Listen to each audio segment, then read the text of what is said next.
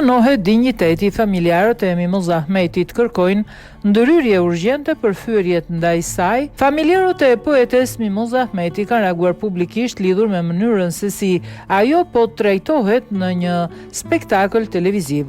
Në reagimin e tyre në rrjetet sociale, ata shprehen të shqetësuar se ndaj saj po përdoret gjuhë fyese dhe sjellje që sipas tyre cënojnë dinjitetin personal dhe figurën e saj si artiste, grua dhe nën.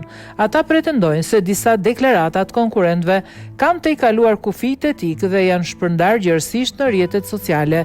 Familjarët ngren gjithashtu shqetësimin se produksioni nuk ka ndërhyrë për të ndaluar situatat problematike, duke lejuar vijimin e sjelljeve të tilla gjatë programit. Sipas tyre dhe në transmetimet live, poetja nuk trajtohet në mënyrë të barabartë dhe shpesh nuk ka hapësirë të mjaftueshme për të shprehur qëndrimet e saj.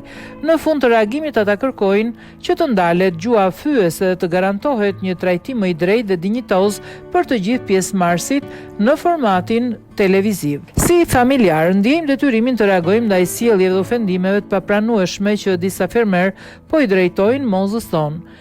Na vjen thellësisht keq dhe jemi të shqetësuar për mënyrën se si po trajtohet një nën dhe një grua në një moshë të respektuar e cila meriton dinjitet, respekt dhe mirësjellje. Fjalët që po përdoren ndaj saj janë tejet banale dhe fyese dhe fatkeqësisht tashmë po qarkullojnë gjerësisht në rrjetet sociale. Është gënjyese që produksioni për të disa të herë po ja anashkalon këto sjellje dhe këtë gjuhë të papërshtatshme pa ndërmarrë masa konkrete. Një format televiziv humbet vlerën e tij kur lejon që imazhi dhe dinjiteti i një personi të dëmtohen në këtë mënyrë.